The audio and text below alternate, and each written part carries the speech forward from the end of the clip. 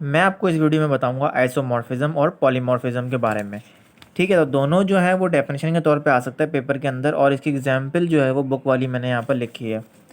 सो अब आप देखें, बहुत ही जो है वो इंटरेस्टिंग टॉपिक है आइसोमॉर्फिज्म एंड पॉलीमॉर्फिज्म। तो आइसोमॉर्फिज्म क्या होता है, पहले तो आप ये देखें। सो भैया बच्चा लोग, आइसोमॉर्फिज्म उसे कहते हैं that to substances having same crystal structure. ठीक है, इसकी आप यहाँ से लेते यहाँ तक डेफिनेशन लिख देना और लिख देना आगे इज कॉल्ड आइसोमॉर्फिज्म। सही है, यानी कि दो सब्सटेंसेस और उसकी मतलब दो सब्सटेंस हो आपके पास, ठीक है, और उसकी जो है ना एक जैसी शक्ल हो। ठीक है ना, यानी कि फॉर एग्जांपल के तौर पे यहाँ पर गिवन है NaF और MgO। ठीक है, दोनों अलग अलग सब्सटेंस हैं, ठीक है ना, दोनों अलग अलग चीज़ें हैं लेकिन इसकी शेप सेम होगी है। ठीक है, कोई भी दो चीज़ जिसकी शेप जो हो वो सेम हो उसको हम कहते हैं आइसोमॉर्फिज्म। ठीक है, ये बात आप याद रखिएगा।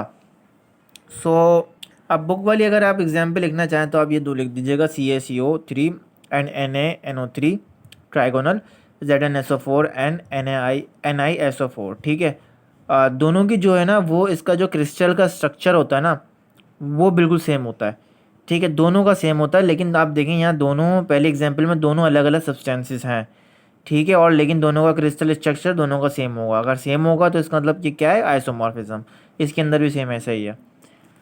अब बात करते हैं हम सिंपल इसका अपोजिट वे में, इसका है पॉलीमॉर्फिज्म। सिंपल पॉलीमॉर्फिज्म यानी कि एक सब्सटेंस होगा जिसकी दो शेप होंगी, दो क्रिस्टल्स स्ट्रक्चर्स होंगे डिफरेंट।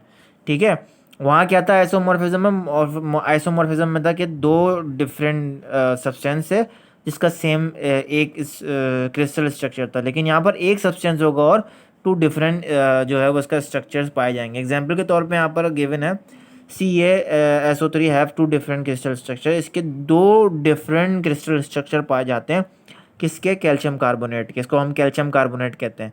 ठीक है ये एक सब्सटेंस जिसके हम दो क्या करते हैं, दो क्रिस्टल स्ट्रक्चर पाए जाते हैं। बुक वाले एग्जाम्पल लिखना चाहें तो आप लिख सकते हैं कैल्साइड, जिसकी आप ले सकते हैं कि भाई कैल्साइड और एर्गोनिन, जिसके दो क्रिस्टल स्ट्रक्चर होते हैं। एर्गोनिन के भी जो होते हैं वो दो क्रिस्टल स्ट्रक्चर होते हैं। ठीक है, तो आप बुक वाले एग्जाम्पल सिंपल लिख दीजिएगा, और ये पेपर में सिर्फ बहुत शॉर्ट आता है तो ये 1-2 नंबर का होगा। सिंपल आप ऐसे ही बिल्कुल लिखें, पूरे पूरे नंबर आप हासिल करें।